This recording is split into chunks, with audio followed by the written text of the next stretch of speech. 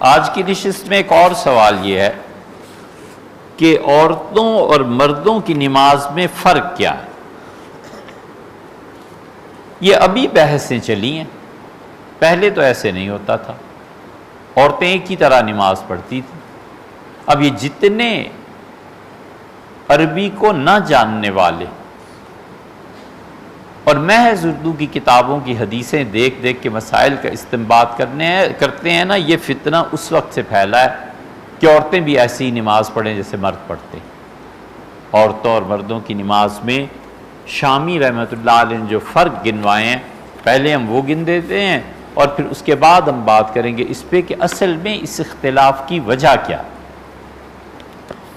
شامی رحمۃ اللہ علیہ نے بحث کی ہے کہ اور انہوں نے عورتوں اور مردوں کی نماز میں زیلعی رحمۃ اللہ علیہ کے حوالے سے 10 فرق لکھے ہیں، اور وہ کہتے ہیں کہ اس سے بھی زیادہ ہو سکتے ہیں۔ ایک تو یہ ہے کہ عورت تکبیر تحریمہ کہتے ہوئے اپنے دونوں ہاتھوں کو اٹھائے گی کندھوں تک، وہ کندھوں سے زیادہ اٹھائے گی تو مردوں کے برابر ہو جائے گی۔ اس سے منع کیا کہ عورت اپنے دونوں ہاتھوں کو کندھوں تک اٹھائے، اور پھر دوسری بات یہ ہے کہ جو کپڑے اس نے پہنے ہوئے ہیں وہ اپنے بازو کو کف سے باہر نہیں نکالے گی، اس لیے کہ اگر اس کی کلائی نظر آتی ہے تو کلائی آغاز ہے عضو کا جو کوہنی تک جاتا ہے، تو اس کی کلائیاں ڈھانپی بھی ہونی چاہیے، سطر میں ہونی چاہیے۔ تیسرا انہوں نے کہا کہ وہ ہتھیلی پر ہتھیلی رکھے گی اپنے سینے کے نیچے، یعنی جو ابھار ہیں ان کے نیچے اپنی ہتھیلی پر ہتھیلی رکھے گی، ہاتھوں کو باندھے گی نہیں۔ چوتھا فرق انہوں نے کہا کہ رکوع کے لیے وہ تھوڑا جھکے گی، مرد کے لیے حکم ہے۔ حضور اقدس صلی اللہ علیہ وسلم رکوع میں اتنا جھکتے تھے کہ صحابہ کرام رضی اللہ عنہ کہتے ہیں کہ ان کا سر مبارک، کمر اور پیٹھ ایک لیول پہ آ جاتی تھی۔ ایک جگہ آتا ہے کہ ہم میں سے کوئی پانی کا بھرا ہوا پیالہ رکھ دیتا تو ہموار سطح پہ رکھتا، اس میں چھلک پیدا نہ ہوتی۔ لیکن عورت کے لیے حکم الگ ہے، وہ یہ ہے کہ بس اس کے لیے اتنا کافی ہے کہ وہ رکوع میں تھوڑا سا جھک جائے، اس کی انگلیاں اس کے گھٹنوں کو چھو لیں۔ مرد میں بھی ایسے ہو سکتا ہے، مثلاً وہ آیا نماز پڑھنے کے لیے، امام صاحب رکوع میں گئے تھے، تو اب وہ کیا کرے، وہ جلدی سے شامل ہوا، اگر اس کی انگلیوں نے گھٹنوں کو چھو لیا تو اس آدمی کا رکوع ہو گیا، اور جب رکوع ہو گیا تو اسے رکعت بھی مل گئی۔ پانچواں فرق یہ انہوں نے کہا ہے کہ مرد جیسے انگلیاں کھولے گا اپنے رکوع میں اور گھٹنے کو پکڑے گا، حضور صلی اللہ علیہ وسلم کا طریقہ یہی تھا۔ نبی کریم صلی اللہ علیہ وسلم سجدے میں انگلیوں کو آپس میں ملا لیتے تھے، اور رسول اللہ صلی اللہ علیہ وسلم انگلیوں کو کھلا کر دیتے تھے، فل کھول دیتے تھے جب رکوع میں جاتے تھے، اور گھٹنے کو مضبوطی سے پکڑ لیتے تھے۔ عورت ایسے نہیں کرے گی۔ پانچویں فرق میں انہوں نے بیان کیا کہ عورت اپنی انگلیاں بند رکھے گی اور بس وہ رکوع تک پہنچے۔ نماز میں ترمذی کی روایت میں آیا ہے، یہاں ایک اور بات بھی عرض کرتے چلیں کہ حضور صلی اللہ علیہ وسلم جب تکبیر تحریمہ کہتے تھے تو نشر اصابع، اپنی انگلیوں کو کھول دیتے تھے۔ ہم نے ایک صاحب کو دیکھا کئی مرتبہ نماز پڑھتے ہوئے ایسے کرتے تھے، تو حقیقت میں خیال آیا کہ یہ اتنی لمبی داڑھی ہے اور یہ ساری چیزیں کرتے ہیں، اس حدیث کا مفہوم انہیں معلوم ہوگا، چلو پوچھ لیتے ہیں، شاید ہم سے غلطی ہو۔ تو انہوں نے کہا ترمذی میں آیا، حدیث میں آیا، حضور صلی اللہ علیہ وسلم ہاتھوں کی انگلیاں کھول دیتے تھے۔ ہم نے کہا حضرت یہ امت میں کس نے اختیار کیا ہے؟ کہنے لگے کسی نے کیا ہے یا نہیں کیا، میں اہل حدیث پہ عمل کرتا ہوں۔ ہم نے عرض کیا کہ حضور صلی اللہ علیہ وسلم انگلیاں کھول دیتے تھے، اس کا مطلب یہ ہے کہ ایسے نہیں ہاتھ کرتے تھے کہ انگلیاں بند ہو جائیں، ایسے نہیں کرتے تھے، ایسے مٹھیوں کی طرح نہیں کرتے تھے۔ کھولنے کا مطلب یہ تھا کہ قبلہ رخ ہوتے تھے دونوں ہاتھ، اور انگلیاں جیسے جتنی انسان کی کھلی ہوتی ہیں بس اتنی ہی کافی ہیں، ایسے نہیں کرتے تھے۔ پھر سوچتے رہے، پھر کہنے لگے کون کہتا ہے؟ میں نے کہا جی جو بھی کہے، یہ جو آپ کرتے ہیں یہ کون کہتا ہے؟ کہنے لگے حدیث سے میں یہی سمجھا۔ میں نے کہا میں بھی یہی سمجھاؤں، کہ تمہاری سمجھ کا کیا اعتبار ہے؟ میں نے کہا باغے تو جھگڑا ہی پھر شروع ہو جائے گا۔ جی تو چاہتا تھا کہ پوچھوں حضرت آپ کی سمجھ کا کیا اعتبار ہے؟ لیکن یہ براہ راست حدیثوں کو دیکھ کے نا پھر اتنی ہی سمجھ آتی۔ فقہا نے اس حدیث پہ بحث کی ہے کہ حضور صلی اللہ علیہ وسلم اپنی انگلیوں کو کھلا رکھتے تھے۔ کھلا رکھنے کا مطلب ہی یہی ہے کہ مٹھیاں نہیں ہوتی تھیں۔ اب بھی بعض لوگ آپ دیکھیں نا ایسے کرتے ہیں، ایسے اللہ اکبر کرتے ہیں، انگلیاں آدھی آدھی ٹیڑھی ہوئی ہوتی ہیں۔ یہ انہوں نے کہا عورت اپنی انگلیوں کو کھول کے گھٹنوں کو نہیں پکڑے گی۔ اسی طرح وہ اپنی انگلیوں میں اور اپنے دونوں ہاتھوں کو اپنے گھٹنوں پہ رکھے گی۔ ساتواں انہوں نے فرق بیان کیا ہے اور انہوں نے کہا کہ اپنے گھٹنوں کو وہ موڑے گی بھی نہیں۔ مردوں کو بعض اوقات گھٹنے موڑنے پڑتے ہیں قد کی وجہ سے اور وجوہات سے، عورت بس صرف رکوع کرے سیدھا سادہ اور اپنی انگلیوں کو اپنے گھٹنوں پہ لے جا کر رکھ دے۔ کتنے ہو گئے؟ 7۔ 8واں فرق انہوں نے بیان کیا کہ رکوع اور سجدے دونوں میں وہ اپنے جسم کے ساتھ بازوؤں کو ملائی۔ حضور صلی اللہ علیہ وسلم کا مردوں میں طریقہ یہ تھا کہ وہ جب گھٹنوں پہ ہاتھ رکھتے تھے تو اپنی دونوں کوہنیوں کو رسول اللہ صلی اللہ علیہ وسلم اپنے پہلوؤں سے الگ کرتے۔ ساری نماز میں آپ کو اس بات کا بڑا اہتمام تھا کہ بازو جسم کے ساتھ اگر متصل رہیں گے تو پسینہ آئے گا۔ اتنی لمبی رکعتیں پڑھنا، 5 8 پارے ایک رکعت میں پڑھنا، اگر وہ جسم کے ساتھ ملیں گے تو پسینہ آئے گا، پسینے سے بو پیدا ہوگی، اور رسول اللہ صلی اللہ علیہ وسلم ہمیشہ اس سے دور رہتے تھے۔ حتیٰ کہ منع فرماتے تھے کہ مسجد میں آؤ تو کچا پیاز کھا کے نہ آنا۔ آپ نے فرمایا کہ دیکھو اس سے فرشتوں کو تکلیف ہوتی ہے۔ اسی لیے ایک حدیث میں آتا ہے، حضور اقدس صلی اللہ علیہ وسلم نے فرمایا سب سے زیادہ فرشتوں کو تکلیف اس وقت پہنچتی ہے جب تم میں سے کوئی آدمی نماز میں اس کے دانتوں میں جو غذا پھنسی ہوئی ہے اسے اپنی زبان کے ذریعے نکالتا ہے تو اس میں ظاہر ہے کہ سڑان پیدا ہو جاتی ہے، بو پیدا ہو جاتی ہے۔ اور آپ نے کہا تم جانتے نہیں کہ جب تم خدا کا کلام پڑھتے ہو تو فرشتے تمہارے ہونٹوں پہ اپنے ہونٹ رکھ دیتے ہیں اور یہ ان کی غذا ہے۔ وہ کلمات کے ذریعے ان کو طاقت ملتی ہے، اللہ کے ذکر کو وہ اپنے فرشتے جس جسم کے اس نور میں جب شامل ہوتا ہے اللہ کا ذکر تو اس کو قوت اپنی محسوس کرتے ہیں۔ اسی لیے رسول اللہ صلی اللہ علیہ وسلم سے پوچھا گیا کہ قیامت کے قریب سیدنا مسیح علیہ السلام قیامت پہ جب آپ نے حالات بیان کیے ایسے ہو جائے گا، بھوک پڑ جائے گی، ایک قلعے میں بند ہو جائے، تو عرض کیا گیا کہ اللہ کے رسول پھر لوگ کھائیں گے کیا؟ تو رسول اللہ صلی اللہ علیہ وسلم نے فرمایا تمہیں اس دن غذا میں وہ چیز کام دے گی جو اللہ کے فرشتوں کی غذا ہے۔ بڑے حیران ہوئے لوگ، ان کا اللہ کے رسول کیا؟ آپ نے فرمایا سبحان اللہ و بحمدہ سبحان اللہ العظیم، اللہ کے فرشتے اسے پڑھتے ہیں اور انہیں ان کے نور میں مراد یہ تھی کہ قوت آتی ہے، اور آپ نے فرمایا تم اس دن پڑھو گے تو ان کلمات کے ذریعے تمہارا جسم باقی رہے گا، یعنی روح باقی رہے گی، زندگی باقی رہے گی، مراد ساری حدیث سے یہ۔ تو اس لیے عورت اس کے لیے یہ حکم نہیں ہے۔ اسی لیے رسول اللہ صلی اللہ علیہ وسلم جب سجدہ کرتے تھے تو اتنا دور اپنی کونیوں کو پہلو سے رکھتے تھے کہ ایک صحابی رضی اللہ عنہ کہتے ہیں میں نے غور کیا تو رسول اللہ صلی اللہ علیہ وسلم نے اتنے پھیلا کے ہاتھ رکھے کہ ایک بکری کا چھوٹا بچہ ان کے درمیان سے گزر جاتا، دونوں ہاتھوں کے ادھر کے اور ادھر کے درمیان بیٹھتے تھے قعدے میں۔ اس وقت بھی رسول اللہ صلی اللہ علیہ وسلم کونیاں اپنے جسم سے الگ رکھتے تھے تاکہ یہ جوڑ کونی سے لے کے مونڈھے تک کا، دوش تک کا یہ جو جوڑ ہے یہ زیادہ جسم سے نہ ملا رہے اور ہوا اس کو کراس کرتی رہے اور پسینہ پیدا نہ ہو تاکہ اس سے بو نہ آئے۔ یہ تھی حکمت رسول اللہ صلی اللہ علیہ وسلم کے ہاں۔ اور بھی چیزیں ہوں گی لیکن ایک ان میں سے یہ بھی تھی۔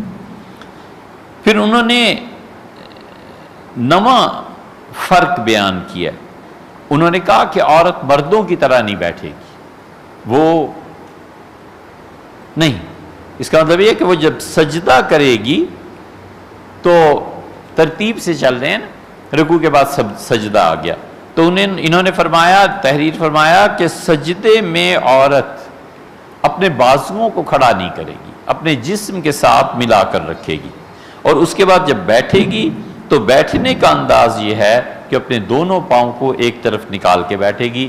یہ وہ طریقہ ہے جو شافعی حضرات کے یہاں مردوں کے لیے بھی یہی ہے، عورتوں کے لیے بھی یہی ہے۔ اور ہمارے یہاں عبداللہ ابن مسعود رضی اللہ عنہ کی روایت زیادہ کارآمد ہے۔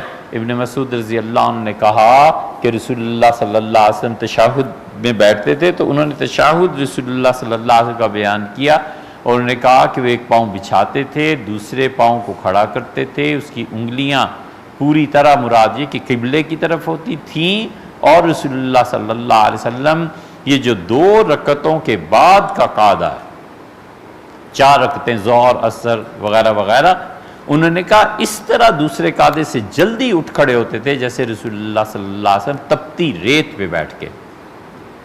اس لیے جو درمیان میں ہوتا ہے نا قاعدہ، حضور صلی اللہ علیہ وسلم کا طریقہ یہی تھا کہ وہ جلدی اٹھ جاتے تھے اس کے لیے۔ سیدنا علی رضی اللہ عنہ کی روایت غالباً ایسے آئی ہے۔ اچھا، 10واں فرق یہ ہو گیا۔ 11واں فرق انہوں نے بیان کیا کہ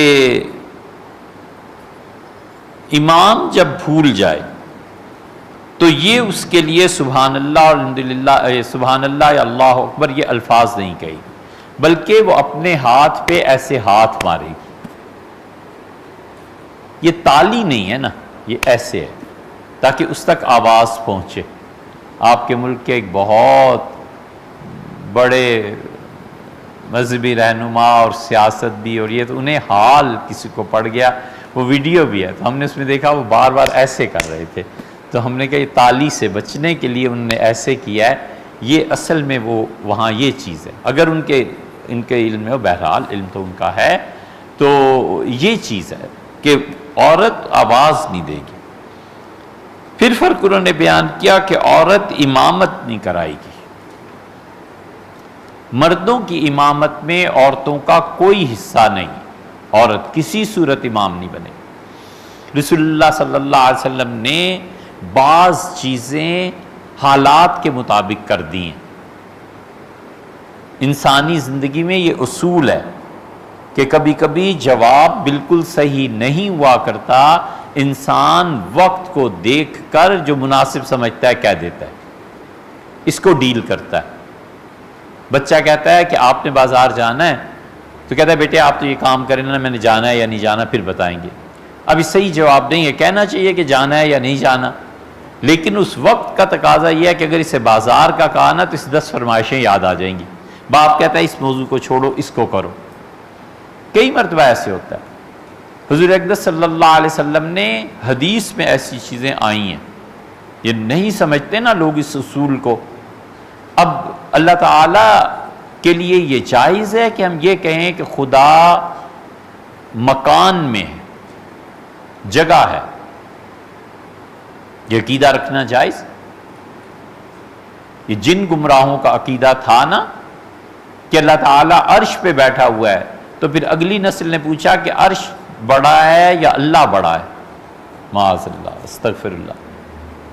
تو جواب دیا گیا کہ 4 انگل عرش بڑا ہے اور اللہ اس سے چھوٹا ہے۔ انہوں نے کہا اچھا بیٹھا ہے تو کس طرح بیٹھا ہے؟ پھر انہوں نے ہی پوچھا کہ اگر خدا عرش پہ نہیں بیٹھا تو پھر کہاں ہے؟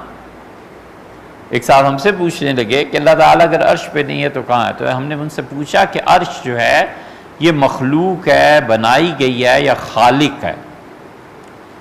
کہنے لگے مخلوق ہے۔ میں نے کہا ظاہر ہے کہ اگر آپ اسے خالق مانتے ہیں تو شرک کا ارتکاب کرتے ہیں۔ تو ہم نے کہا یہ عرش مخلوق ہوئی نا، زمین و آسمان مخلوق ہوئے نا؟ فرمانے لگے بالکل ٹھیک ہے۔ ہم نے کہا جب یہ نہیں تھے اور عرش بھی اللہ نے پیدا نہیں کیا تھا نا، تو اس وقت اللہ کہاں تھا؟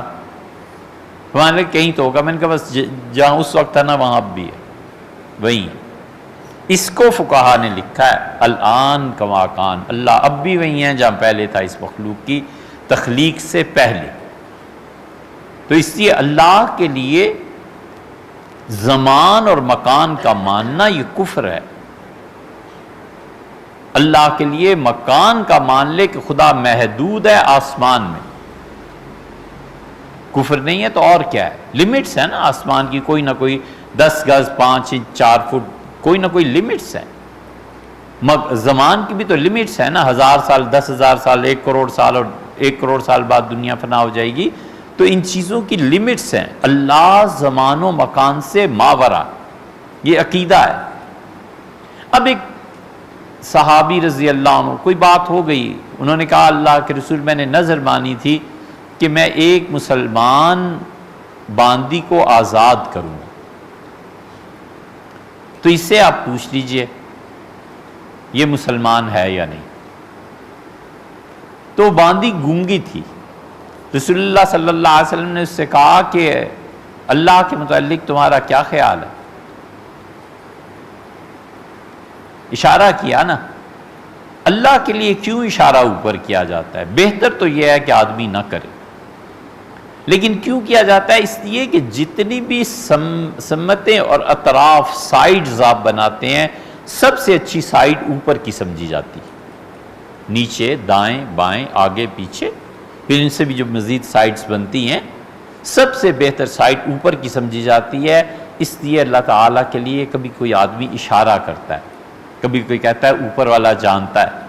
اب ہر آدمی کو علم کلام اور فتوے کے شکنجے میں تھوڑی کس دینا ہے کہ تم نے اوپر کا کہا تو اوپر ایک سمت ہے اور سمت محدود ہے، اور اللہ کو تم نے محدود قرار دیا لہٰذا تم کا خارج از اسلام ہو گئے۔ یہ اتنی لمبی بحثیں یہاں تھوڑا ہی ہوتی۔ اس لیے جو محتاط علماء اور فقہا ہوتے ہیں، جنہیں عقیدہ پڑھا ہوا ہوتا ہے، وہ کبھی بھی اشارہ نہیں کرتے، بچتے ہیں اس سے کہ علم گہرا ہوتا ہے۔ امام احمد ابن حنبل رحمۃ اللہ علیہ تشریف لائے، اور ان کے بیٹے عبداللہ حدیث بیان کر رہے تھے کہ اللہ تعالیٰ نے اپنے ہاتھوں سے یہ چیز بنائی۔ بعض چیزوں کے متعلق آتا ہے کہ اللہ نے کہا میں نے اپنے ہاتھوں سے ان چیزوں کو بنایا۔ آدم علیہ السلام کے متعلق آتا ہے اللہ نے کہا کہ ہم نے اسے اپنے ہاتھوں سے بنایا۔ خیر یہ تو علم کلام کی بحث، انہوں نے اللہ تعالیٰ کے ہاتھوں کے لیے اشارہ کر دیا۔ امام احمد ابن حنبل رحمۃ اللہ علیہ بڑے ناراض ہوئے اور بیٹے عبداللہ کو بلا کے ڈانٹا بھی خوب، اور انہوں نے کہا ایسا بدتمیز ہے کہ اللہ کے اعضاء کا ذکر کرتے ہوئے اشارے کرتے ہو ہاتھوں سے، یہ کیا کیا تم نے؟ اس لیے لوگوں کا جتنا علم اوپر، اسی کے اوپر کی سمت سب سے زیادہ، تو رسول اللہ صلی اللہ علیہ وسلم اس کا اوپر والا، فرمایا میں کون ہوں؟ اس نے کہا اللہ نے آپ کو بھیجا ہے، اشارہ کیا رسول اللہ صلی اللہ علیہ وسلم جاؤ آزاد کر۔ اب اس میں اللہ اوپر ہے یہ بحث کی جا سکتی تھی، لیکن رسول اللہ صلی اللہ علیہ وسلم نے اجمال کی بات کی کہ بس ٹھیک، اس بیچاری کو اتنا ہی پتا ہے، جنگل کی گاؤں کی رہنے والی، اسے کیا اتنی خبر ہے۔ حضور اقدس صلی اللہ علیہ وسلم نے بہت سی چیزیں حدیث میں آئی ہیں، وقتی طور پر فرما دیا اچھا ایسے کر۔ حج میں بھی ایسے ہی ہوا ہے، کسی نے آ کے عرض کیا کہ اللہ کے رسول اب حج میں دیکھیں نا ترتیب ہے، ترتیب کیا ہے؟ ہاں سب سے پہلے رمی ہے، اس کے بعد نہر ہے، پھر حلق ہے، سر کے بال منڈوانا، اور پھر طواف زیارت۔ رن حت فقہا اسے یہ لکھتے ہیں، رے سے مراد رمی، نون سے مراد نہر قربانی، ہے سے مراد حلق، اور تو سے مراد طواف۔ یہ جو چاروں چیزیں ترتیب میں ہمارے حنفی فقہا اس پہ زور دیتے ہیں، یہ اب چلو حدیث میں، حدیث میں آتا ہے ما من شیء قدم و اخر، کوئی چیز ایسی نہیں تھی جو رسول اللہ صلی اللہ علیہ وسلم سے آخری حج میں آ کے کسی نے کہی ہو کہ اللہ کے رسول میں نے بال پہلے کٹوا دیے اور رمی بعد میں کی، اور میں نے فرض کر لو طواف پہلے کر لیا اور بال بعد میں کٹوائے۔ ما من شیء، حضور صلی اللہ علیہ وسلم کے پاس جو بھی آیا قدمہ و اخرہ، جس نے جو بات کہی الا وقال فلا حرج، آپ نے کہا کوئی حرج نہیں، ہو گیا حج، تمہارا بھی ہو گیا، اس کا بھی ہو گیا، اس کا بھی ہو گیا۔ وجہ اس کی یہ ہے کہ رسول اللہ صلی اللہ علیہ وسلم کے ساتھ یہ پہلا تو موقع تھا لوگوں کا حج کرنے کا، اور ٹوٹے پڑے تھے لوگ، 1,00,000 سے زیادہ آدمی اس حج میں تھا۔ حضور صلی اللہ علیہ وسلم کس کس کو فتویٰ دیتے کہ تمہارا حج بھی نہیں ہوا، تمہارا بھی نہیں ہوا، تمہارا بھی نہیں ہوا، اور مناسک حج کی تعلیم ہی کہاں ہوئی تھی۔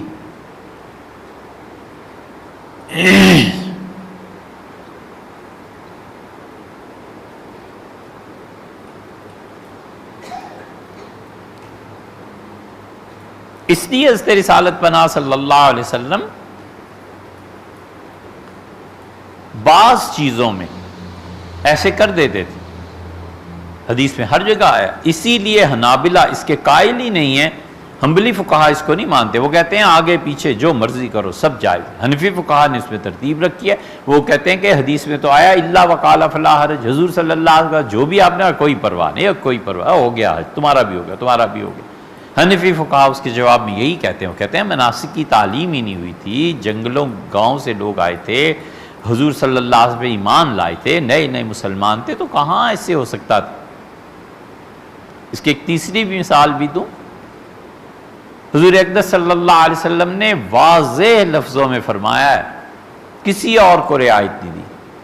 آپ نے فرمایا علی جس شخص پہ غسل واجب ہو جائے اس کے لیے مسجد میں آنا جائز نہیں ہے سوائے تمہارے اور میرے۔ سیدنا علی رضی اللہ عنہ واحد آدمی ہیں جن کو حالت جنابت میں رسول اللہ صلی اللہ علیہ وسلم نے مسجد میں آنے کی اجازت دی تھی، خود مستثنیٰ فرمایا۔ کون کو یہ کہہ سکتا ہے کہ کیوں کیا، کیا کیا؟ تو اس لیے یہ چیزیں شریعت میں ہیں۔ اب ایک عورت آتی ہے، صحیح حدیث میں آیا حضور صلی اللہ علیہ وسلم نے فرمایا اچھا تمہارے یہاں مرد کوئی نہیں نا، تو اپنے نوکروں کو جمع کر کے خود ہی نماز پڑھا دیا کرو۔ حویلی میں وہ رہتی تھی اور رسول اللہ صلی اللہ علیہ وسلم کے پاس مسجد نبوی میں کیسے آتی، اور ان کے غلام نے انہیں مار بھی دیا تھا، تو وہ اپنی حویلی میں اس وقت جو بھی موجود ہوتے تھے نوکر چاکر ان سب کو کھڑا کرتی تھی، نماز پڑھا دیتی تھی، حضور صلی اللہ علیہ وسلم تم پڑھا دیا کرو۔ اب یہ اس کو قاعدہ کلیہ بنانا ہے کہ عورت کی امامت جائز ہے، پھر اس کو بھی قاعدہ کلیہ بناؤ۔ سیدنا علی رضی اللہ عنہ سے فرمایا تھا کہ غسل واجب ہو تو بھی مسجد میں آ جا کرو، تو اس سے کوئی پرواہ نہیں، پھر اس کو بھی قاعدہ بنا لو۔ کرنا کیا ہے آخر؟ اس لیے یہ جو انہوں نے لکھا ہے نا کہ عورت کا حق امامت میں نہیں ہے، اس ایک واقعے کے علاوہ کبھی ایسے ہوا ہے کہ عورتوں نے امامت کی ہو؟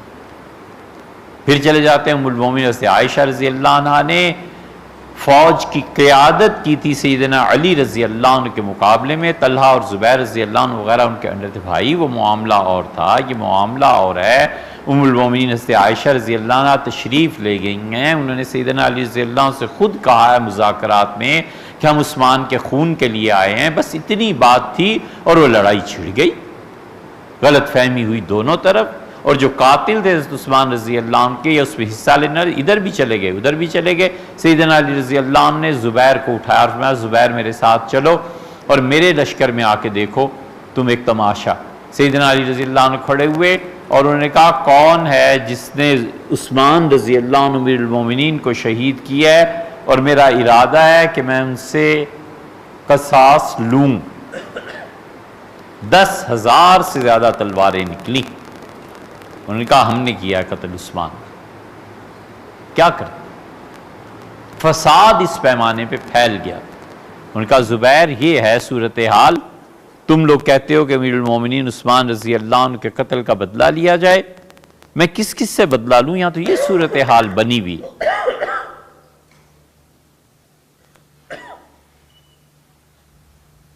انہوں نے فرمایا میں کس کس سے بدلہ لوں، یہاں تو یہ صورتحال بنی ہوئی۔ تو نتیجہ یہ کہ زبیر رضی اللہ عنہ خاموشی سے واپس آ گئے، اور جب ادھر والوں نے ادھر تیر چلائے رات کی روشنی میں، اور ادھر سے سمجھے کہ حملہ ہو گیا، انہوں نے جوابی تیر چلانے شروع کیے۔ ام المومنین عائشہ رضی اللہ عنہ نے کہا انا للہ پڑھی، اور انہوں نے کہا علی تم اس سے وعدہ کر کے گئے تھے، یہ انہوں نے کیا کیا؟ حضرت علی رضی اللہ عنہ اٹھے، سوئے ہوئے تھے، اور انہوں نے تلوار لی کہ لڑائی شروع ہو گئی ہے، اور انہوں نے کہا اللہ میں برات کا اظہار کرتا ہوں، ہم نے عثمان کے خون میں کوئی حصہ نہیں۔ یہ غلط فہمی ہو گئی جو ہو گئی، اس کو آپ نماز پہ، اس واقعے کے علاوہ ہے کیا؟ عورتوں نے امامت کی کہاں ہے؟ کہیں بھی نہیں۔ خلفائے راشدین کا سارا زمانہ گزرا ہے، ایسے ایسے فاضل صحابہ رضی اللہ عنہم امہات المومنین سے آ کے مسائل پوچھتے تھے۔ سیدنا عمر رضی اللہ عنہ جیسے آدمی نے کہا کہ جاؤ اور عائشہ رضی اللہ عنہ سے مسئلہ پوچھو اور مجھے بھی آ کے بتانا۔ ام المومنین عائشہ رضی اللہ عنہ رہتی کہاں تھی؟ مسجد نبوی میں۔ ایک نے صبح کی نماز کے بعد بیان شروع کر دیا، تو حضرت عائشہ رضی اللہ عنہ نے کہا اس سے کہو چپ کرے یا آہستہ بولے، یہ میرے سونے کا وقت ہے، اور اگر آئندہ ایسے ہوا نا تو میں عمر سے شکایت کرواؤں گی، انہیں بتاؤں گی تاکہ تمہارا علاج ہو۔ ساتھ ہی تو رہتی تھی، 58 ہجری تک حیات رہی ہے، ایک دن ایسا نہیں ہوا کہ ام المومنین نے نماز، کچھ بھی نہیں۔ اسی یہ نیا فتنہ اب اٹھا ہے کہ عورتیں نماز پڑھائیں گی، امامت کرائیں گی، عورتیں اب امامت کرانے لگی ہیں۔ حدیث میں آیا، یار حدیث میں تو یہ بھی آیا اور حدیث میں تو وہ بھی آیا، اسی لیے جی چاہتا ہے کہ کبھی 25-30 احادیث بخاری شریف سے نکال کے نا سامنے رکھوں کہ حدیث میں تو یہ بخاری میں آیا ہے، حضور صلی اللہ علیہ وسلم دونوں سجدوں کے درمیان رفع یدین کرتے تھے، اس پہ بھی عمل کر لو۔ اب سوائے اہل تشیع کے اب یہ کہیں نہیں رہا۔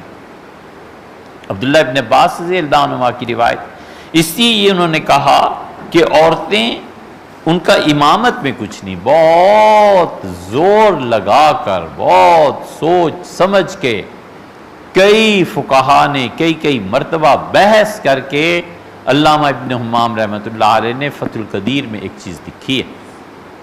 انہوں نے لکھا ہے کہ یہ لڑکیوں کا حفظ اسی لیے زیادہ اپریشیٹ نہیں کیا جاتا، وجہ اس کی یہ ہے کہ مہینے میں کچھ دن اس پہ آتے ہیں، وہ قرآن پڑھ نہیں سکتی، نتیجہ یہ کہ قرآن کچا پڑ جاتا، پھر وہ آہستہ آہستہ بھول جائے گی، اس لیے بچیوں کا حفظ کرنا زیادہ کچھ اتنا نہیں مانا گیا۔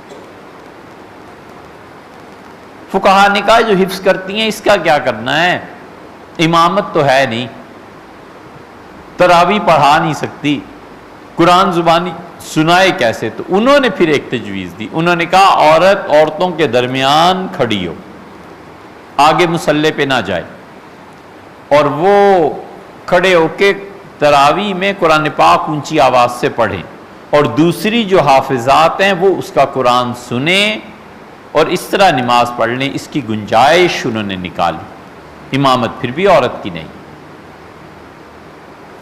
ختم نبوت کو ماننا ہے یا نہیں ماننا؟ کیا حضرت رسالت پناہ صلی اللہ علیہ وسلم ابھی کسی اور نبی نے بھی آنا ہے والعیاذ باللہ؟ خدا نے یہ سارے احکامات قیامت تک کے لیے دیے ہیں، اگر یہ احکامات قیامت تک کے لیے نہ ہوتے تو ایک نئے نبی کی ضرورت بھی تھی، پھر وہ آتا، اور فقہا نے جتنا اجتہاد کیا ہے اس اجتہاد کی کوئی بنیاد ہے، ایسے تھوڑا ہی ہے کہ جو جی میں آیا کہہ دیا فتویٰ دے دیا۔ فقہا کے اجتہاد کی جو بنیادیں ہیں وہ قائم ہوں گی تو مجتہد کو حق پہنچتا ہے کہ وہ اجتہاد کرے۔ ہر چیز حدیث سے ثابت، حدیث سے یہ بھی ثابت کر لینا کل کو کہ بھینس حلال ہے، یہ بھینس کس قاعدے سے حلال ہے بھیا؟ کوئی طریقہ ہوگا نا، حضور صلی اللہ علیہ وسلم میں تو بھینس نہیں تھی۔ یہ گرم پانی سے وضو جائز ہے؟ حضور صلی اللہ علیہ وسلم تو گرم پانی سے کبھی وضو نہیں کیا۔ یہ تو سیدنا عمر رضی اللہ عنہ کے آ کے روایت ملتی ہے کہ امیر المومنین نے پانی گرم کروایا اور وضو کیا، چین سے ایک برتن آیا تھا اور وہ برتن آگ پہ رکھنے سے بھی نہیں ٹوٹتا تھا، چائنا کی چیزیں آتی تھیں اس زمانے میں بھی، تو سیدنا عمر رضی اللہ عنہ نے اس پہ پانی گرم کرا کے وضو کیا۔ پھر گرم پانی سے بھی کل کو وضو نہ کرو کہ حضور صلی اللہ علیہ وسلم تو نہیں کیا تھا، بھینس کو بھی حرام قرار دے دینا۔ آخر کسی بنیاد پہ تو بھینس حلال ہوئی ہوگی نا، جائز۔ وہ جو بنیاد ہے نہ وہ کتاب ہے نہ سنت ہے، وہ کچھ اور ہے۔ مجتہد ایسے مسائل کو اس طرح سے حل کرتا ہے، اس لیے یہ کہتے ہیں کہ اس کے لیے امامت نہیں ہے عورت کے لیے۔ اگلا ایک فرق بیان کیا ہے کہ وہ تکبیرات تشریق نہیں کہے گی۔ تکبیرات تشریق کا مطلب یہ ہوا ایک تو تکبیرات ہیں جو 5 دن مردوں کو پڑھنی ہوتی ہیں، 9 ذی الحج سے لے کے 13 ذی الحج کی عصر تک نا، عورتیں ان تکبیرات کو پڑھیں گی، عورت ہے، مرد ہے، مسافر ہے، مقیم ہے، سب برابر ہیں۔ یعنی مطلب یہ ہے کہ اگر وہ عید کی نماز کے لیے جائیں گی تو جاتے ہوئے عید کی نماز میں حضور صلی اللہ علیہ وسلم چھوٹی عید پہ، میٹھی عید پہ آہستہ آواز سے تکبیرات کہتے تھے، اور جو بڑی عید جسے عید الاضحیٰ آپ کہتے ہیں اس میں رسول اللہ صلی اللہ علیہ وسلم اونچی آواز سے تکبیرات کہتے تھے۔ تو عورتیں اگر جائیں گی تو اپنی آواز بلند نہیں کریں گی اور مرد اپنی آواز بلند کریں گے، یہ فرق۔ اگلا فرق لکھا ہے کہ انہوں نے کہا عورت کے لیے یہ درست نہیں ہے کہ فجر کی نماز پڑھنے کے لیے اس کا انتظار کرے کہ صبح ہو جائے، روشنی پھیل جائے، مرد انتظار کرے گا۔ اس لیے مردوں کو صبح فجر کی نماز بس 20-25 منٹ پہلے پڑھنی چاہیے، ہمارے ہاں یہی ہے۔ یہ جو ہے نا کہ کسی کی نماز نہ ہو تو وہ پھر غسل کر کے دوبارہ نماز پڑھ لے، اتنا وقفہ ہونا چاہیے، لکھا ہے عام طور پہ کتابوں میں، ہمیں تو آج تک کوئی نہیں ملا کہ جو اتنا غافل ہو جائے کہ غسل فرض اور فجر کی نماز آ کے پڑھ لے، ایک موہوم چیز ہے۔ اس لیے فجر کی نماز بس 20-25 منٹ پہلے پڑھے۔ حضور صلی اللہ علیہ وسلم فَإِنَّهُ أَعْظَمُ لِلْأَجْرِ، اس میں لوگوں زیادہ ثواب ہے، جتنا فجر کو آگے کر کے تاخیر کر کے پڑھو گے اس میں زیادہ ثواب ہے۔ ایک تو سونے کا موقع بھی مل جاتا ہے، وقت ہوتا ہے، دوسرے آدمی تاخیر سے اٹھتا ہے، نیند پوری ہو جاتی ہے، تو پھر دن سے ہی کام وہ جو ہے شروع کر دیتے۔ بہرحال جو بھی اس کی حکمت ہو، عورت کے لیے یہ حکم نہیں ہے، وہ تو جو ہی صبح صادق ہوئی اپنی نماز پڑھے اور بس ختم ہو گئی، اس کے لیے یہ حکم نہیں۔ عورت جہری نماز میں قرات جہر سے نہیں کرے گی، اس لیے کہ اگر وہ ایسے کرے گی تو نماز ٹوٹ جائے گی۔ اس کی لمبی بحث ہے، اس میں نہیں پڑھتے، لیکن جب امامت ہی نہیں کرے گی تو جہر کیا؟ اور اس کا یہ بھی مطلب ہے دوسرا کہ جب مغرب، عشاء اور فجر 3 نمازیں پڑھے گی تو مرد اگر اکیلا نماز پڑھے، جماعت رہ گی اکیلا نماز پڑھے، تو اس کے لیے مستحب ہے کہ جہر سے پڑھے، اتنی تو آواز ہو جو اپنے کان سن۔ مغرب ہوئی، مسجد میں آیا، گھر تھا کوئی کام، تو مرد کے لیے یہ ہے کہ اتنی آواز سے پڑھے، اس کو زیادہ ثواب ہے۔ عورت کی نماز اگر ایسے ہو گئی تو عورت جیسے حقیقت میں نماز پڑھتی ہے وہ ایسے ہی نماز پڑھے گی، اگرچہ اسے تاخیر ہو گئی اور وہ فرض کیجئے جماعت سے نماز پڑھنا چاہتی تھی، جماعت اس کی نہیں ہوئی، تو وہ آہستہ آواز سے نماز پڑھے گی۔ عورت کی آواز ستر ہے یا نہیں، عورت کی آواز چھپی ہوئی ہے یا نہیں، اس پہ فقہا کی بحث ہے، لیکن سچی بات حقیقت میں یہی ہے کہ عورت کی آواز کا پردہ نہیں، کیونکہ قرآن یہ کہتا ہے حضور صلی اللہ علیہ وسلم کی بیویوں کو کہ یہ آپ کے گھر کوئی مانگنے آئے کوئی چیز، فلا تخضعن بالقول، تو اس سے ایسی بات ایسے بات نہ کرنا کہ تمہاری آواز میں لوچ پیدا ہو، نرمی ہو۔ فَيَطْمَعَ الَّذِي فِي قَلْبِهِ مَرَضٌ، وگرنہ یہ جو آنے والے مرد ہیں نا تمہارے گھروں میں، یہ کوئی غلط امید تم سے لگا بیٹھے گا۔ اللہ تعالیٰ نے یہ نہیں کہا کہ بات نہ کرنا، اگر عورت کی آواز پردہ ہوتی نا تو اللہ منع کر دیتا کہ بات ہی نہ کرو۔ اللہ تعالیٰ نے یہ فرمایا ہے کہ بات کرو، وَقُلْنَ قَوْلًا مَّعْرُوفًا، ڈھنگ کی بات، مناسب بات، صاف بات۔ اس لیے عورتیں جو فون سنتی ہیں اگر وہ صحیح بات کرتی ہیں تو اس میں کوئی حرج نہیں ہے۔ عورت کی آواز حقیقت میں قول کے مطابق اس کا پردہ نہیں۔ یہ ساری تفصیل جو شامی رحمۃ اللہ علیہ نے لکھی ہے یہ کہاں سے آئی ہے؟ پھر بحث چھیڑ دیتے ہیں کہ حدیث میں تو نہیں آیا، حدیث میں تو نہیں، یہ نہیں آیا۔ حدیث صرف بخاری میں ہی آئی ہے اور کہیں نہیں آئی، حدیث صرف مسلم اور ترمذی میں ہی آئی ہے اور کہیں نہیں آئی۔ یہ حدیث کی کتاب ہے مصنف ابن ابی شیبہ۔ حدیث کی کیا ایک ہی قسم ہے؟ ہوش کرو، حضور صلی اللہ علیہ وسلم نے بس جو کچھ کہا اور کیا اور سکوت، یہی حدیث ہے۔ صحابی رضی اللہ عنہ کہتا ہے نا، اگر تابعی کہے کہ رسول اللہ صلی اللہ علیہ وسلم نے یہ کیا اور تابعی ہو سکا ہو صحیح آدمی، اس کی روایت حدیث نہیں ہے. نہ کرے، یہ ظلم نہ کرے. تابعی جب کہتا ہے کہ رسول اللہ صلی اللہ علیہ وسلم نے یہ کیا تو لا محالہ اس نے کسی صحابی کو دیکھا ہے، سنا ہے، حضرت سے تعلیم دی ہے. صحابی کون ہے ہمیں نہیں پتا بھی، وہ تابعی ہے. اس کی شخصیت پہ بحث کرو، وہ جھوٹا ہے نہیں مانتے، وہ سچا ہے اس کی بات مانی جائے گی. آپ تشہد میں کیا پڑھتے ہیں؟ وَأَشْهَدُ أَنَّ مُحَمَّدًا عَبْدُهُ وَرَسُولُهُ وَأَشْهَدُ أَن لَا إِلَٰهَ إِلَّا اللَّهُ. اس کے بعد جو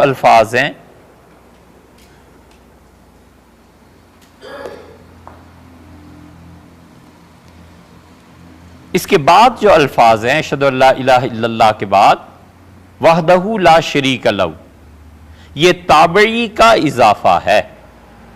ہم سب مانتے ہیں تابعی کے اضافے کو. ہم کہتے ہیں حدیث میں تو نہیں آیا کہ حضور صلی اللہ علیہ وسلم نے وحدہ لا شریک لہ کے الفاظ کہے ہوں، لیکن ہم اس لیے پڑھتے ہیں کہ ایک تابعی سکا آدمی ہے جس نے روایت کیا رسول اللہ صلی اللہ علیہ وسلم سے. اب اس کے درمیان اور حضرت رسالت پناہ صلی اللہ علیہ وسلم کے درمیان کون سے صحابی تھے ہمیں نہیں معلوم، لیکن تابعی جب حدیث بیان کرے وہ حدیث مرسل کہلاتی ہے. یہ دیکھ لینا اصول میں اس کا کیا نام ہے. وہ حدیث مرسل کہلاتی ہے اور ایسی حدیث قابل تسلیم ہوتی.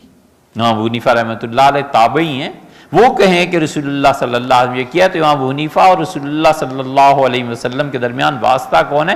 پڑھی کیا ہے؟ تمہیں اتنا ڈھونڈنے کی ڈھونڈ لو، تحقیق کر لو، لیکن امام ابو حنیفہ رحمۃ اللہ پہ بحث کرو یہ آدمی صحیح ہے یا غلط.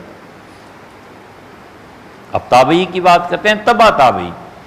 امام مالک رحمۃ اللہ علیہ کہہ دیں کہ حضور صلی اللہ علیہ وسلم یہ کیا ہے، بحث مالک پہ کیجئے کہ مالک نے کس سے سنا ہے اور انہوں نے کس صحابی سے سنا ہے اور پھر رسول اللہ صلی اللہ علیہ وسلم ہے. امام مالک کے اور رسول اللہ صلی اللہ علیہ وسلم کے درمیان کم سے کم 2 واسطے ہونے چاہیے. ایک ان کا استاد کوئی بھی تابعی ہو اور پھر صحابی رضی اللہ عنہ، یہ 2 آدمی ہونے چاہیے. ہم کہتے ہیں امام مالک رحمۃ اللہ علیہ کا کہہ دینا کافی ہے یار، وہ جھوٹ نہیں بول سکتے، سوال ہی پیدا نہیں ہوتا. حضرت رسالت پناہ صلی اللہ علیہ وسلم جھوٹ بولے. حسن بصری سے پوچھا گیا، وہ کہتے تھے رسول اللہ صلی اللہ علیہ وسلم، حسن بصری تو تابعی ہیں، انہوں نے کہا مجھ سے پوچھتے ہو کہ میں رسول اللہ صلی اللہ علیہ وسلم کی بات کیسے بیان کرتا ہوں، میرے اور ان کے. دیکھو جب کسی میری جملے میں یہ آئے کہ رسول اللہ صلی اللہ علیہ وسلم نے کیا ہے تو اس کا مطلب یہ ہے کہ میں نے 500 سے زیادہ صحابہ رضی اللہ عنہ سے سنا. اب میں کس کس کا نام لوں؟ اور جہاں تھوڑے ہوتے ہیں پھر میں کسی کا نام لے دیتا ہوں. ہمارے نزدیک یہ حجت ہے، دلیل ہے. ہمارے نزدیک تو تبع تابعی بھی دلیل ہے. امام مالک رحمۃ اللہ علیہ کی موطا بھری پڑی ہے ایسی چیزوں سے. 600-700 روایات ہیں امام مالک رحمۃ اللہ علیہ کی. مختلف کتابوں میں موطا کے علاوہ بھی مالکی حضرات روایت کرتے ہیں. ہم اسے حجت اور دلیل مانتے ہیں. ایک صحابی رضی اللہ عنہ کہتا ہے ہم دلیل مانتے ہیں. اصل مسئلہ کیا ہے؟ مسئلہ میں آپ سے عرض کرتا ہوں. یہاں دیکھیں یہ مصنف ابن ابی شیبہ ہے، ابراہیم نخعی رحمۃ اللہ علیہ کی روایت ہے. انہوں نے کہا، ان سے پوچھا کہ عبداللہ ابن عباس رضی اللہ عنہ سے انہ سئل عن صلاۃ المرأۃ، ان سے پوچھا گیا کہ حضرت عورت نماز کیسے پڑھے گی؟ تو انہوں نے کہا تجتمع و تحتفظ، عورت سمٹ کے نماز پڑھے گی اور اپنے آپ کو جھکائے گی. یہ عبداللہ ابن عباس رضی اللہ عنہما ہیں. آپ کہہ دیں کہ عبداللہ ابن عباس رضی اللہ عنہما کو دین کی سمجھ نہیں تھی، یا پھر کہہ دیں کہ رسول اللہ صلی اللہ علیہ وسلم سے سند لاؤ. ہم کہتے ہیں ابن عباس کا کہہ دینا بس کافی ہے. صحابہ رضی اللہ عنہ پہ اعتماد اٹھانا ہے.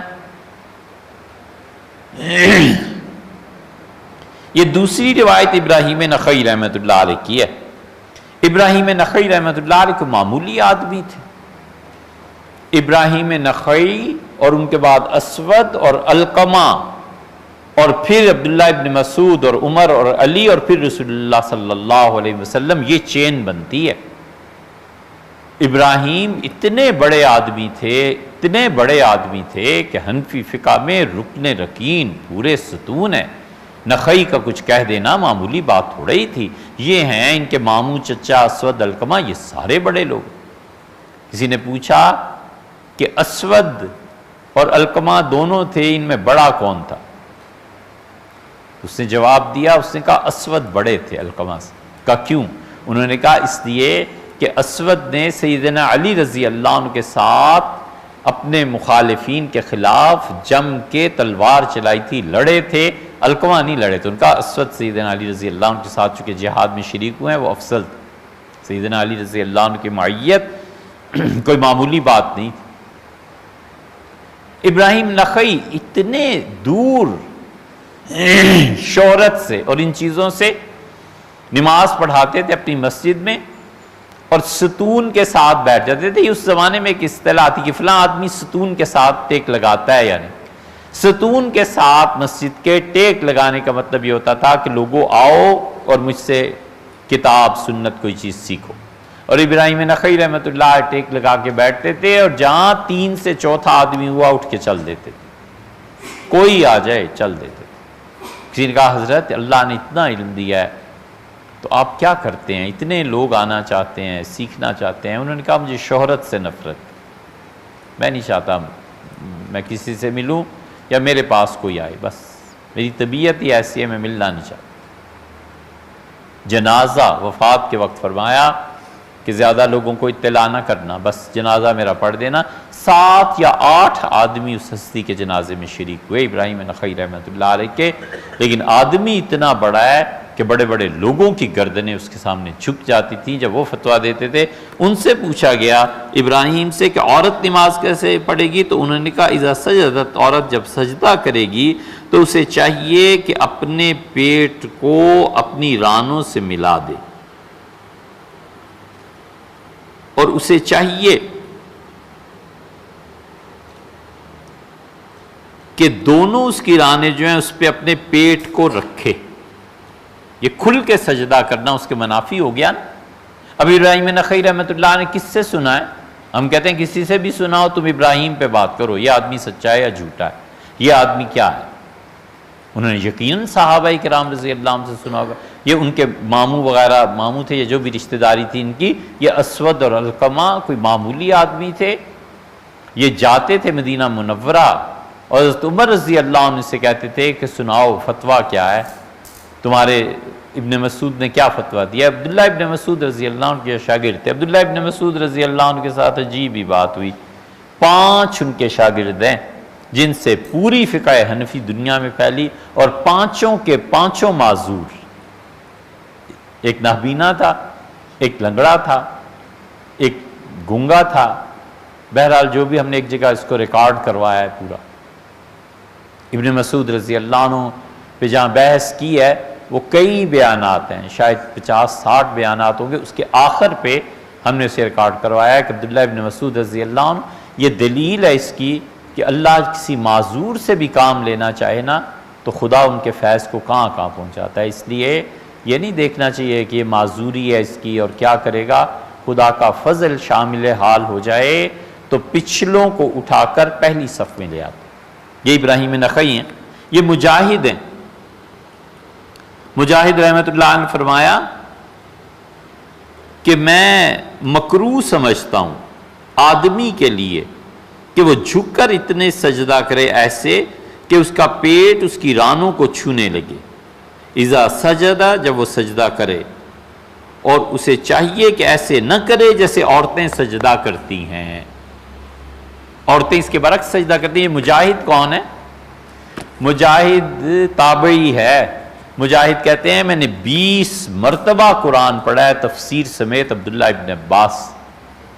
اور مجاہد کو کسی نے اطلاع دی کہ مجاہد آپ نے عبداللہ ابن عباس رضی اللہ عنہ سے پڑھا ہے، اور ابن مسعود یہ کہتے ہیں منبر پر بیٹھ کے انہوں نے کہا کہ اللہ کی قسم دنیا میں وَلَقَدْ عَلِمَ الْمَحْفُوظُونَ، جو لوگ مجھے جانتے ہیں انہیں پتہ ہونا چاہیے، انہیں پتہ بھی ہے، وَلَقَدْ عَلِمَ الْمَحْفُوظُونَ، جنہوں نے مجھے رسول اللہ صلی اللہ علیہ وسلم کے ساتھ دیکھا ہے، ان کی صحبت میں دیکھا ہے، مراد یہ تھی ان کی۔ میں نے کہا وہ سب جانتے ہیں کہ دنیا میں ابن مسعود سے زیادہ، مجھ سے زیادہ قرآن کو کوئی جانتا ہوتا تو خدا کی قسم میں اس کے پاس جاتا قرآن پڑھنے کے لیے، سمجھنے کے لیے، میرے پاؤں ٹوٹ جاتے تو میں گھٹنوں کے بل جاتا۔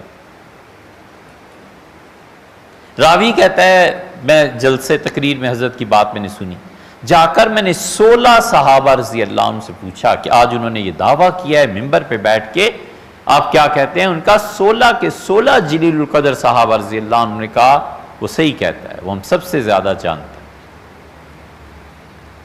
مجاہد سے کسی نے کہہ دیا، مجاہد آ گئے، مجاہد کہتے ہیں عبداللہ ابن مسعود رضی اللہ عنہ نے ایک مرتبہ مجھے تفسیر پڑھائی تو مجھے تمنا ہوئی کہ ابن مسعود نے ایک مرتبہ میں اتنا علم دے دیا جو عبداللہ ابن عباس 20 مرتبہ پڑھ کے ان سے مجھے اتنا نہیں ملا۔ تو علم تھا نا، عبداللہ ابن مسعود رضی اللہ عنہ ایسے تھوڑے ہی تھے، وہ جب اسلام بالکل جوان لڑکے تھے، بھی تو داڑھی بھی نہیں اتری تھی اور چرا رہے تھے بکریاں، تو حضور صلی اللہ علیہ وسلم اور حضرت بکر رضی اللہ عنہ یہ حضرات تو کہا دودھ دے دو، ابن مسعود نے انکار کر دیا، ان کا میں کیسے دودھ دے سکتا ہوں، کافر مالک تھا، ابن مسعود خود بھی مسلمان ہو سکتے تو ان کا حضرت یہ تو مالک کی بکریاں ہیں، دودھ نہیں دیا۔ یہ امانت کا وصف رسول اللہ صلی اللہ علیہ وسلم کو بڑا پسند آیا۔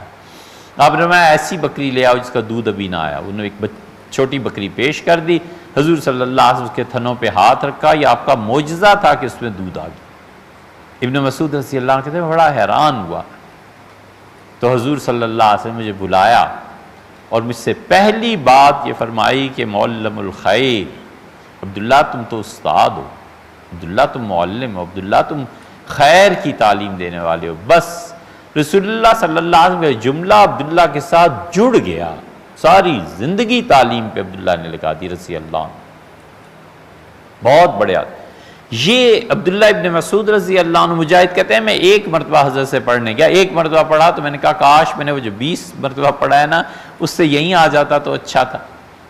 یہ مجاہد کہتے ہیں کہ عورت ایسے کرے گی۔ اصل مسئلہ کیا ہے؟ یہ کہنا کہ عورتوں کے لیے کوئی حدیث ہی نہیں ہے، یار بات کرو مجاہد کی کہ مجاہد سچے تھے یا جھوٹے تھے، بات کرو مجاہد کی روایت کی، ایسے ہی گمراہی کی باتیں۔ اصل کانٹے کی بات کیا ہے؟ اصل مسئلہ یہ ہے کہ ہمارا اصول کا اختلاف ہے۔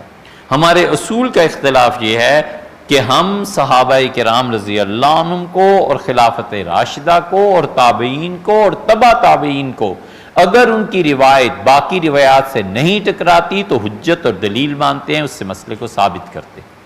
اور اہل تشیع اور اہل حدیث وہ کہتے ہیں صحابی کچھ بھی کہے، حضور صلی اللہ علیہ وسلم کے فعل کے اگر خلاف ہے ہم نہیں مانتے۔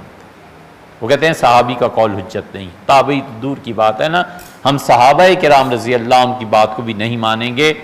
ہم کہتے ہیں حضور صلی اللہ علیہ وسلم سے اگر ان کی کوئی بات ٹکراتی ہے ہم صحابہ رضی اللہ عنہ کے مانیں گے، حضور صلی اللہ علیہ وسلم کی بات چھوڑ دیں۔ وجہ یہ ہے کہ صحابی پاس تھے، وہ انہیں ثواب کی ہرس نہیں تھی، وہ ثواب نہیں چاہتے تھے۔ انہوں نے جو رسول اللہ صلی اللہ علیہ وسلم کے فعل کو چھوڑا ہے نا تو کچھ سوچ سمجھ کے چھوڑا ہے، عین ممکن ہے اس لیے چھوڑ دیا ہو کہ یار یہ تو رسول اللہ صلی اللہ علیہ وسلم کی تخصیص ہے۔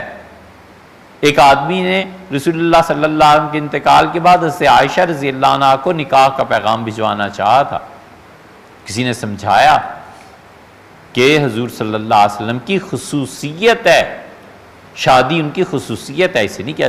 آج بھی ایک چیز میں نے آپ سے عرض کیا تھا کہ حافظ ابن حجر نے کہا ہاں رسول اللہ صلی اللہ علیہ وسلم کی بیٹیوں پر سوکن نہیں لائی جا سکتی، اسی لیے تو رسول اللہ صلی اللہ علیہ وسلم سیدنا علی رضی اللہ عنہ کے اس رشتے پہ فرمایا کہ دیکھو اللہ نے جو چیز حلال کر دیا ہے میں حرام نہیں کرتا، جو حرام ہے میں حلال نہیں کرتا۔ علی اگر چاہتے ہیں کہ ابو جہل کی بیٹی سے شادی کریں، میری بیٹی کو چھوڑ دیں، میری بیٹی کو میرے پاس بھیج دیں۔ علی کو نہیں پتا جو چیز فاطمہ کو تنگ کرتی ہے وہ مجھے بھی تنگ کرتی ہے، انہیں نہیں پتا جو اسے پریشان کرتی ہے وہ مجھے بھی۔